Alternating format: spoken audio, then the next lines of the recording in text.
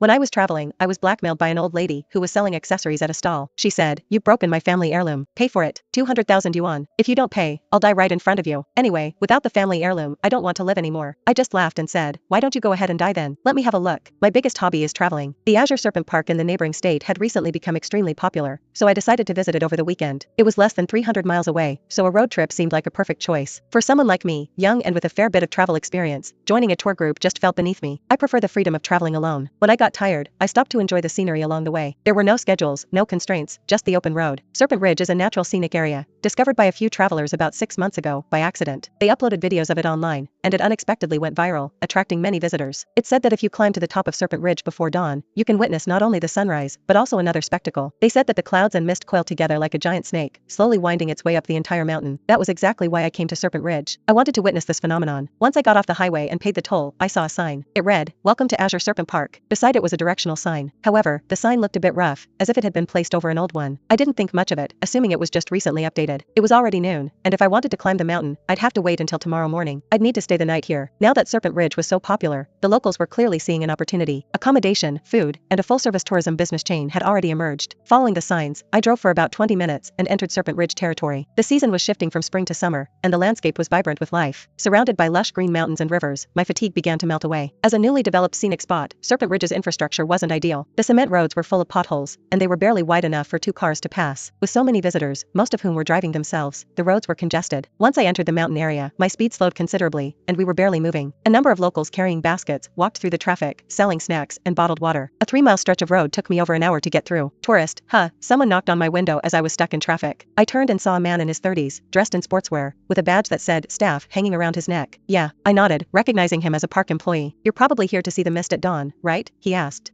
Oh, yes," I replied, realizing he was referring to the misty spectacle at sunrise. "Follow me," he said with a smile, walking around to the passenger side of the car, opening the door, and sitting down without getting my permission. "How can you just get into my car?" I asked, frowning. I hated it when people crossed boundaries like that. "There's nowhere to park up ahead. You'll be stuck here all day if you wait," he explained. "I'm just helping you out. I'll show you a place where you can eat, sleep, and park. Don't take it the wrong way." "Fine, if you don't want the help, I'll leave," he said, opening the door to get out. "Sorry, I misunderstood," I quickly apologized, realizing I had been too harsh. Looking at the endless line of cars ahead, I knew I would have to wait forever if I stayed here. Someone offering to help was definitely a good thing. "Forget it. I'm not going to argue with a young lady. Just keep driving straight ahead," he said, shutting the door and pointing to the far side of the road where there was a field. "But that's farmland." I hesitated, unsure. "It's fine. No one's farming it. Plenty of cars pass through here every day. Don't worry," he reassured me with a dismissive wave. I glanced at the fields and saw tire tracks, so I steeled myself and turned the wheel. "Nice car. It's so stable, even on the dirt. Must have cost over 100 grand, right?" He rocked back in his seat and slapped the console. My car was a BMW X7 sports model, purchased just last year for over $50,000. It wasn't top of the line for off-road vehicles, but it handled mountain roads just fine. I smiled without saying anything, not wanting to boast about the price. Just as he said, once we changed roads, the traffic moved much faster. In just a few minutes, I managed to pass through the traffic jam and saw the cause. A few locals selling goods had gotten into an argument with the first car in line, blocking hundreds of cars behind them. I remembered a joke I'd seen online, saying that stuck drivers never know the reason for the traffic jam. "Turn up ahead," the man called out. With the road ahead cleared, there was no reason to keep driving through the farmland. I quickly turned the wheel to get back on the main road, but just as the front wheels hit the pavement, a woman wearing a headscarf blocked my car. Seeing her standing with her arms outstretched in front of my car, I felt a surge of dread. Thankfully, the road wasn't much higher than the field, and I pressed the brake gently just now. If it had been a step or a steep slope, I might not have had time to stop. If I'd hit her, I could forget about the scenic wonders. I'd have had enough trouble just dealing with the aftermath. The woman walked up to the car once it had stopped. "Pay up," she demanded with a blank expression, extending her hand towards my window. "What are you talking about?" I was confused. I thought she was selling something, but I hadn't bought anything from her. "Don't play dumb. You drove through my land and damaged my crops. You need to pay for my lose," she snapped, one hand on her hip and the other pointing at me. However, there wasn't a single plant in that field, not to mention crops. I realized I had stumbled upon a scam. I glanced at the man sitting beside me, who had assured me that it was fine to drive here. "Yeah, it's her land, but she's been working out of town for years. Why is she back now?" the man said, glancing at the woman outside and speaking in a low voice. "You should just give her something," he suggested. "How much?" I asked, pulling out my phone to pay. After all, I had driven over her land, so I could only chalk it up as bad luck. 300. The woman raised 3 fingers triumphantly. 300? What do you think I am, your bank? I rolled my eyes in disdain. It cost only $200 for hundreds of miles on the highway, but she wanted $300 for stepping on her barren land. "So you don't want to pay? Let me tell you, you're not leaving this village unless you pay up," she shouted, grabbing the rearview mirror of my car and trying to twist it down. "Fine, I get it, I'll pay," I muttered, reluctantly opening my phone. Tell me your account, and I'll pay. In her territory, I had no choice but to give in. After all, if things escalated, I'd suffer more. I only accept cash. The woman pushed my phone back toward me, but she was holding a phone in her hand, and it would be more convenient for her to get the money through PayPal. I got it. Using mobile payments would leave a trace of the transaction, and she was worried I might report her later. I didn't say another word. I pulled $300 from my bag and slapped it into her hand. Poverty breeds shrewdness. After I got the car back on the main road, I couldn't help but mutter under my breath as I glanced in the rearview mirror at the woman counting her money. Out of the corner of my eye, I saw the man in the front passenger seat suddenly scowl. Drive about 600 feet ahead, then turn right. After a while, the man raised his hand and pointed ahead, continuing to give me directions. I pulled the car over to the side of the road. You can get out now. I don't need you to guide me anymore, I said flatly to him. Now, I was seriously suspicious that this man and the woman were in cahoots. There were so many cars on the road, but this man chose me. The answer was obvious. My car looked nice, and I was driving alone. The other cars were all waiting in line, but he tricked me into taking a detour through the fields. He'd even promised there would be no problem, yet the moment we turned, we ran into someone asking for compensation. If anyone believed this was a coincidence, they'd be fooling themselves. It's fine, just settle the payment. The man raised his hand, making a gesture as though to point at money. What payment? Aren't you a staff member? I was stunned. I didn't know why I should pay him. The guiding fee, of course. My job is to charge for directions. If it weren't for me, you'd still be stuck in traffic back there. He waved his staff ID in front of me. Only then did I notice the word charge printed on the back of his ID. Why didn't you tell me earlier? I was getting angry. I hated people who acted all friendly at first, only to show their true nature later. You didn't ask. The man shrugged, looking completely innocent. Well, I'd been tricked again. This man was definitely not a staff member. He was just another scammer targeting tourists. How much? By now, I had no choice but to accept my fate. It's reasonable. $200. He raised two fingers. Doesn't this bother your conscience? I pulled out $200 and threw it at him, sneering in sarcasm. If there's money to be made, who cares about guilt? The man took the money and kissed it as if savoring it, looking utterly pleased with himself.